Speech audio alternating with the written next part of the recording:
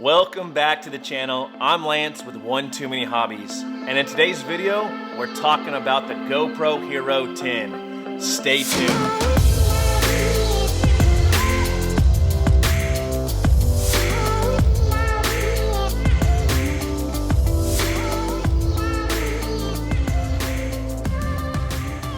It's that time of year again. It's fall and the next generation GoPro camera just came out, and this year it's the Hero 10 and I'm pumped for this one. Every year I plan on upgrading my GoPro. I list my current GoPro on Facebook Marketplace and it usually sells within an hour, and I take that cash and I upgrade into the new GoPro. Now, I've been a GoPro user for years. I've owned the Hero 2, 3, 4, 5, 8, 9, and now the 10. Until recently, I only used the GoPro to make all my videos on YouTube. The GoPro is a great camera, but there are some huge drawbacks, and I'll mention those later in the video. And finally, while I upgraded to a mirrorless camera that I'm using to film this video right now. Now, this is not going to be a spec review video over the Hero 10. I'm simply going to share why I enjoy using the GoPro to capture my family memories. Now, if you also owned the Hero 9, then you know the struggles it had. The touchscreen was horrible. It was laggy, it crashed all the time when recording. Overall, it just missed the mark on the user experience. That's because the processor in the Hero 9 was introduced in the Hero 6. It's 4-year-old outdated tech. The processor was extremely underpowered for the specs of the Hero 9, main reason why it crashed on a regular basis. There were times I'd hit the record button and bomb down the mountain on my bike. I'd get to the bottom and realize it never recorded. The screen was frozen. I really wanted the footage of that trail, so I'd end up climbing back to the top and riding it again. Get back down to the bottom, it crashed again. So freaking frustrating. This happened way too often. Now, I've owned the Hero 10 for a few weeks, and I think this could be the best all-around GoPro to date. Now, you expect that from a new GoPro in 2021. The new CP2 processor drastically improves the overall user experience. The touchscreen is finally responsive. It feels like a touchscreen in 2021. Now we have 4K at 120 frames per second and 5.3 at 60. This is crazy, guys, out of a GoPro this small. And let's not forget about HyperSmooth 4.0 stabilization, along with horizon leveling that basically eliminates the need for a gimbal anymore. Almost anyone in your family can grab this camera, hit the record button, and you'll get smooth, usable footage because of the internal stabilization. It's so impressive. Here's some footage of my 5-year-old running through a splash pad. Prior to HyperSmooth stabilization, this footage wouldn't be bearable to watch. Let's go. Okay, ready?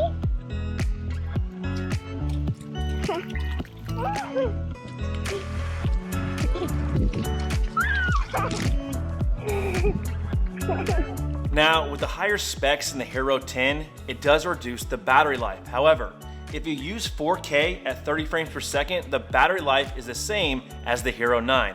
I don't see myself using the higher specs all the time. However, it's nice to have when I want them. So the only real negative I see with the GoPro is the fact that it's horrible in low light scenarios and the audio isn't the best. There's just too much noise in the image for my liking, and this is the main reason why I bought my Sony FX3 mirrorless camera. Here's some side-by-side video comparison of the Hero 10 over the Sony FX3 in a low light scenario. It's just remarkable, the difference, and obviously the sensor in my Sony is a lot bigger and the image justifies it. I've always said this about buying the GoPro camera. If you're never gonna edit your raw footage into a watchable video, then I don't recommend you buying the camera, because you're never gonna go back and watch the raw footage from, let's say, a ski trip, a bike ride, a pool party, whatever it might be. You might once or twice, but in 10 years from now, I don't think you will. But if you had a 2 to 5 minute edit, I think you'll go back and watch it and you'll appreciate it more. That being said, GoPro's new Quick app does an amazing job putting together short videos for you. Like, it literally creates the video from your raw footage. It's pretty amazing. Check out this short video the Quick app created from some footage I got at the park with my kids.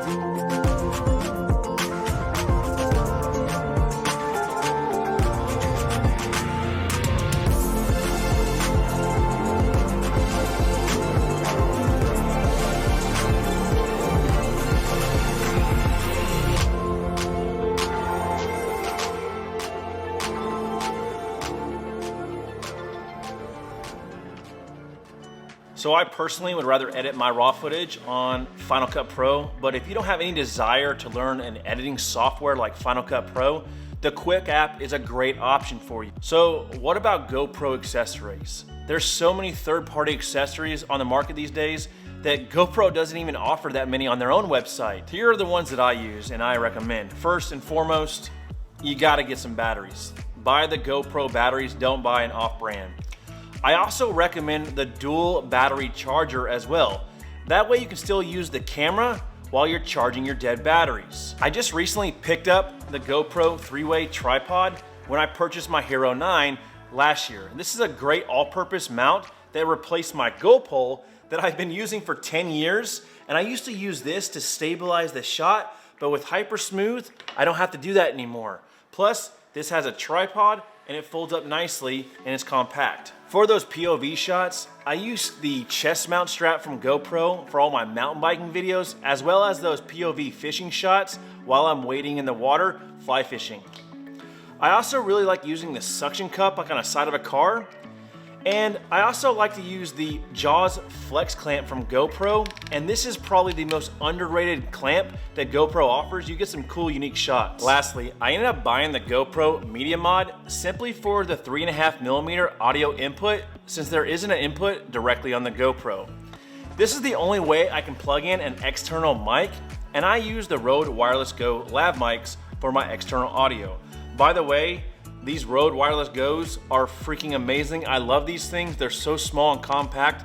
I'll have the links down below, along with all the accessories that I use with my GoPro. There are a ton of other accessories on the market, but this is what I've used over a 10-year period with GoPros. Hopefully my knowledge and experience using the GoPros over the last 10 years will help educate you on the user experience and how useful the GoPro can be. I highly recommend the Hero 10. Do not, and I mean do not, go buy the Hero 9 just because it's on sale at Best Buy. Save your money for the Hero 10. It's worth the wait, trust me. With the Hero 10 and a newer iPhone, that combo, you have all the tools to make incredible family videos. Video tech in these small little devices these days is crazy. Go grab a GoPro and start creating family videos today. You'll thank me in 5 years when you watch them back, especially if you have kids. That's all I got for this one. Thanks for watching, and we'll see you in the next one.